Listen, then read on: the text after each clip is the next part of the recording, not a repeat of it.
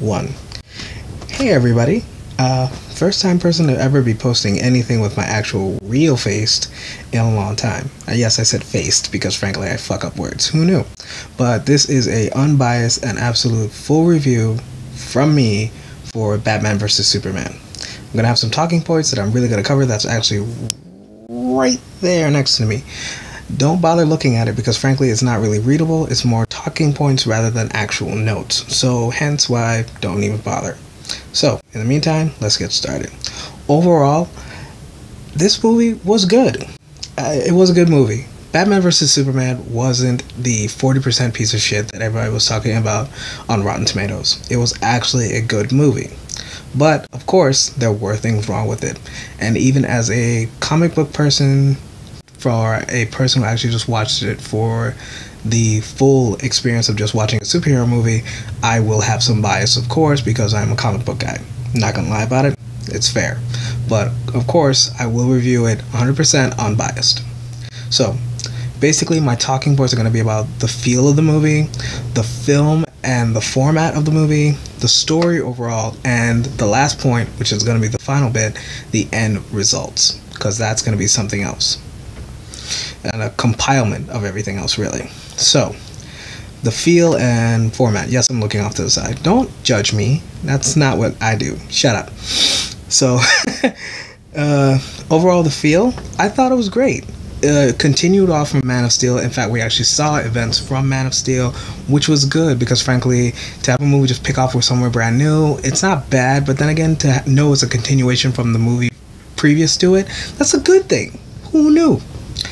And definitely that was the thing about it that I knew that I enjoyed most, because you saw Bruce Wayne coming in and he's just like, oh god, crap, shit is happening. You've seen it in the commercials, so nothing spoiled there. Nice try. So it's not like you didn't see Bruce Wayne falling into the cloud of dust falling from the building that was his, by the way. So yeah, you think he wouldn't be concerned? Who knew that? So he went in all guns in.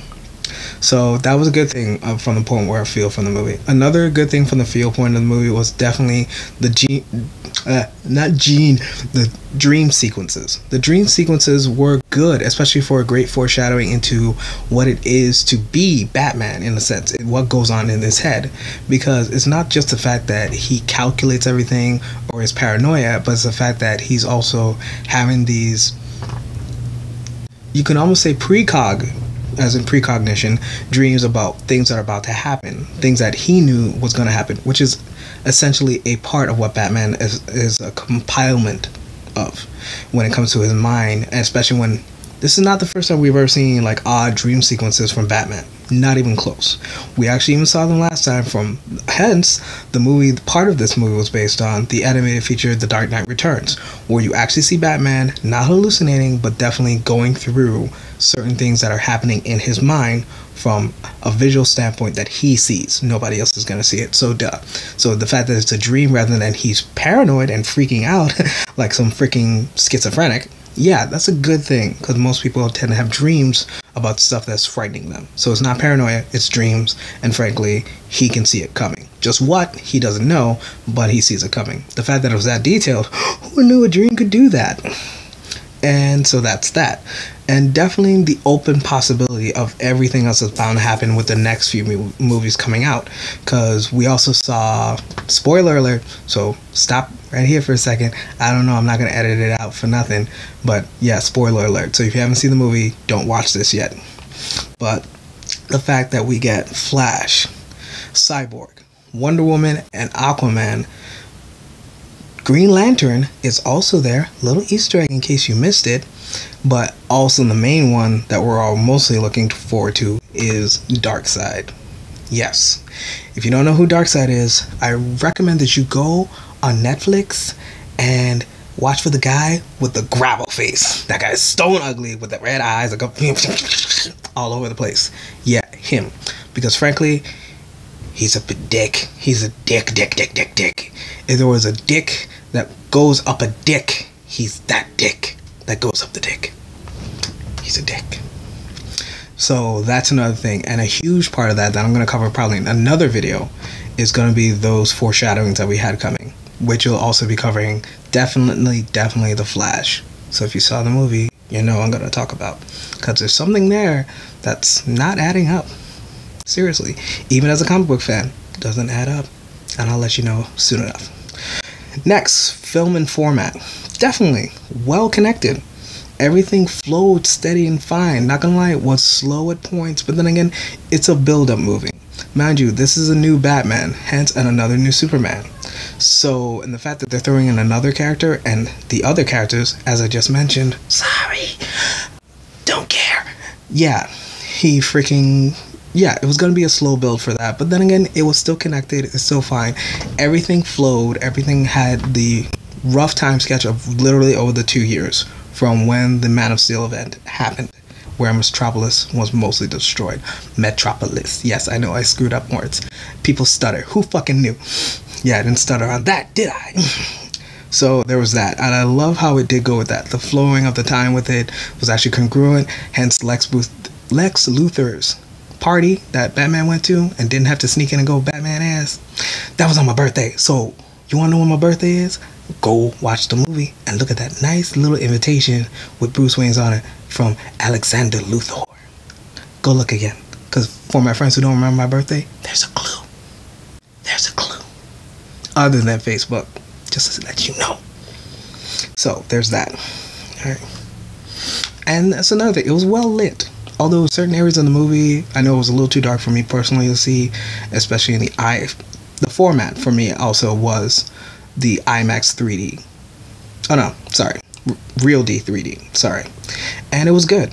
I really liked it. I didn't need the IMAX experience. To me, that larger format, there wasn't much that was taken out of it from what I saw for the edited little pictures, like, the aspect ratio. No, it was the same damn aspect ratio in 3D, no matter which one you went to, so you didn't miss much. It was just a bigger screen. But in that saying, the 3D was worth the watch. So just at least Real D. So you don't gotta go for the IMAX. That was just, that expense if you wanted to go that far. That's you. So there's that. And the other thing about the film and format that I wasn't too happy with was definitely the Doomsday Abomination. The reason I call him that is because of his little transforming thing. So that's something I'm going to get to in the next bit, right about now. So now we come to the story. This is the most important part you can ever have for a movie, because even if it doesn't look that great, don't matter what it is, a video game, a freaking TV show, or a movie, any one of those three formats of media, as long as your story is good, people will want more of it. And that's absolutely true. Hence in point, Constantine. Yeah, NBC, I'm coming for you, because guess what? Bad enough you canceled the show, you didn't even get it on DVD? What the hell's wrong with you? I don't appreciate that. Next time. Okay, Batman Affleck was good. He was good. There's nothing wrong with his performance. The fact that he looks like Batman, the fact that he actually gave us the Dark Knight Batman, especially in costume and in muscle density, by the way, because he was freaking jacked, was awesome. Henry Cavill, he was good as Superman again. The fact that we even saw him go through that many changes for Superman in the movie, especially with the Love and Lois Lane, and after dealing with being that superpowered, it's something else.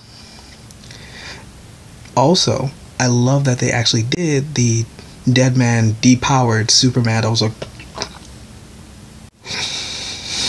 super eyed, whatever. I can't glow my eyes, so obviously that's not gonna happen. Wonder Woman, better than I expected. Though she wasn't my first draft pick, I really wanted Henry Cavill's ex-girlfriend to be later named, but we all know who she really is, because frankly I can't remember her name right now.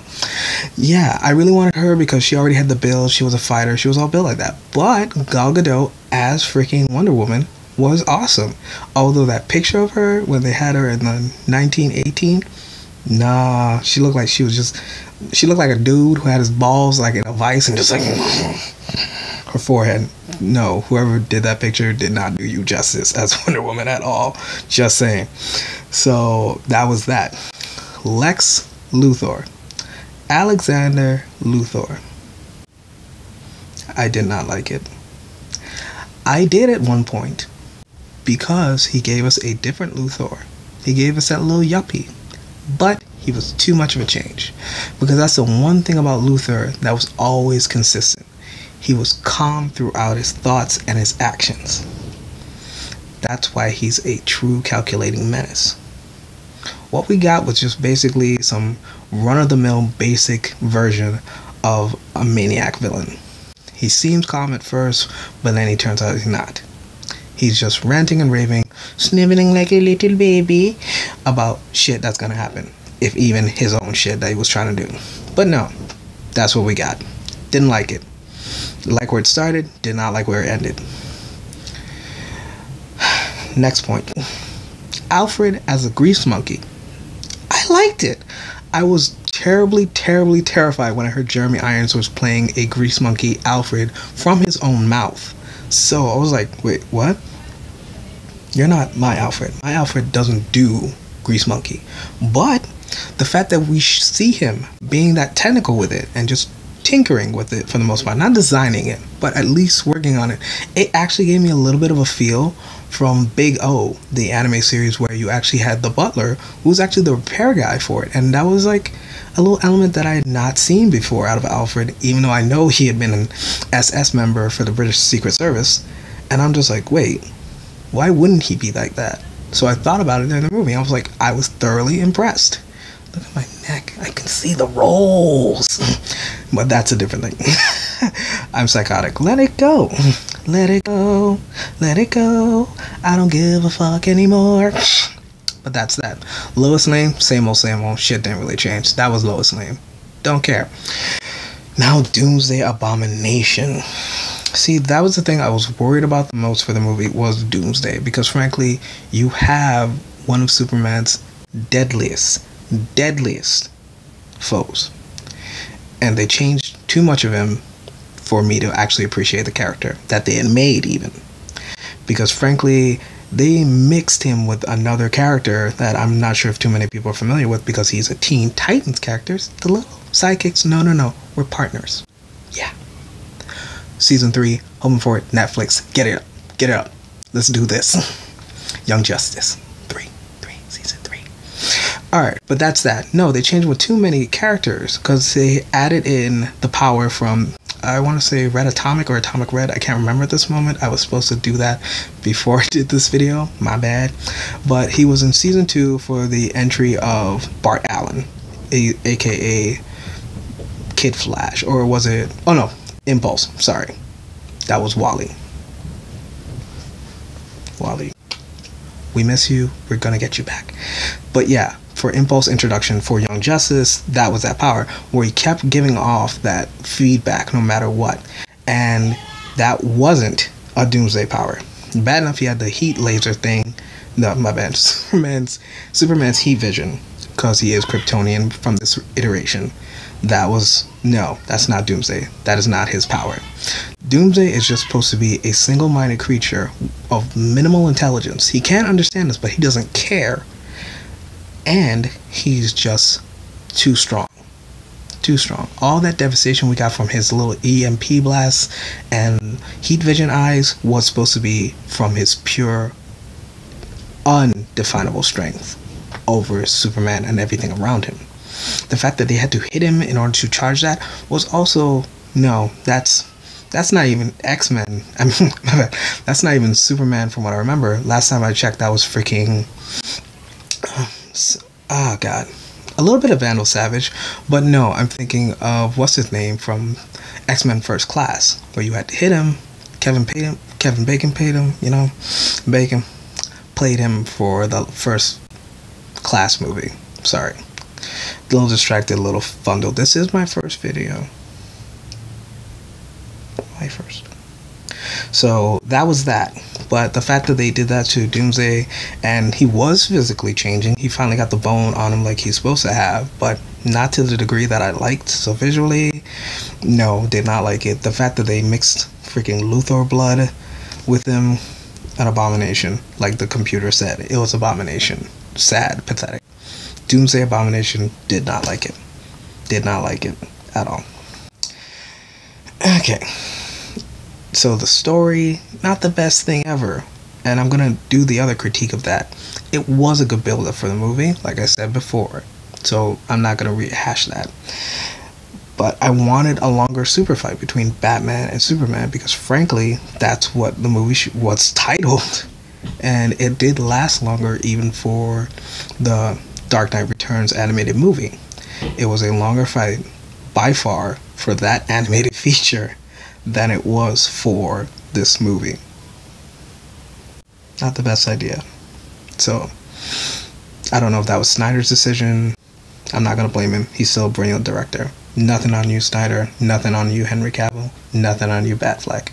That I'm going to leave to your fight coordinator or the guy who greenlit any of the fight scene, because he should have made it longer. And next. Matter of fact, I'm going to do the next one after that because that's pissing me off less. Wonder Woman leading the attack on Doomsday was... Not saying that you shouldn't have a woman leading anything, because frankly, that's why we have Wonder Woman to have her own characters. But the Doomsday attack, not should have been Wonder Woman, especially if you're going to be a true loyalist to the comic book, or even pretty much how Superman dies. Because frankly, it is Doomsday that kills him, but it's because Superman is being so overpowered throughout the entire time. And literally, Wonder Woman was holding her own, and that's like not really her expertise or strength, is the tactical attacks.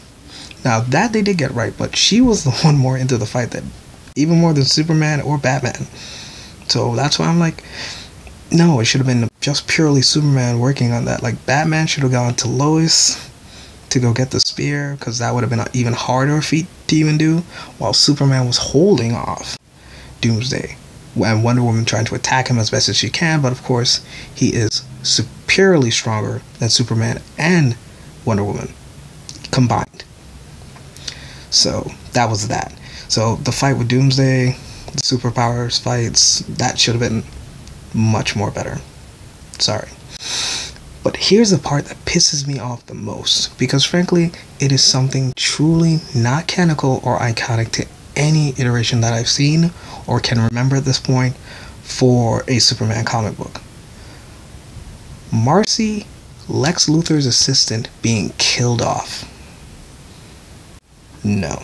No. Because I grew up watching Superman the cartoon on WB as a kid. No.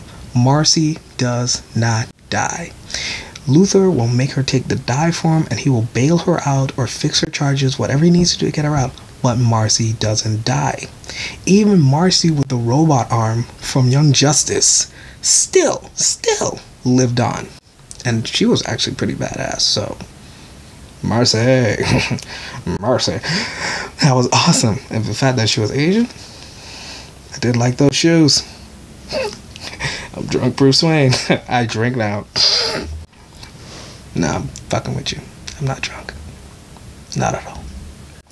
Yeah, so that's a huge thing that actually pissed me off. But the Granny's peach tea, oh, I'm not gonna lie, that was freaking hilarious. But that's that. So, Marcy dying off, bad move. Worst move, I think, in the entire movie. Other than Doomsday Abomination. So, to really wrap this up, because I've been talking for a while now, and I don't think anybody wants to hear me talk that much, I'm just gonna say, I do agree with my friends and my niece who I took to see it, and I heard their opinions before my own. 70%. It is definitely not a 40% on Rotten Tomatoes. It should be watched. It should be appreciated. Literally, I don't feel it was any worse or much thereafter better than the Amazing Spider-Man movie. I don't believe anything else from this should be needing a reboot. I want them to continue on with it and improve. No more reboot for a while. I'm starting to get sick of it.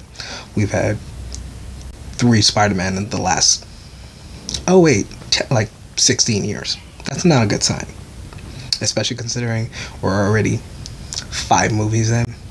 Technically 6 if you count Civil War. That comes out next month. Reviewing that too. But so far, yeah. 70% is what it deserves. Maybe in that 70 range. Definitely not at 80. Definitely not below 70. But that's what it is. Batman vs. Superman, not a horrible movie. Don't believe me? Go make your own opinion. Don't listen to the critics. Don't listen to your friends. Make your own opinion. Because I have friends who said, don't waste your money. Freaking sucked. I have friends who go saying, fucking awesome. My opinion, it was good. I would watch it again. I'll most likely probably buy it. I like superhero movies, and this one was still good. Later. Now I'm going to end it the other way. My way. Because that way you'll never see it.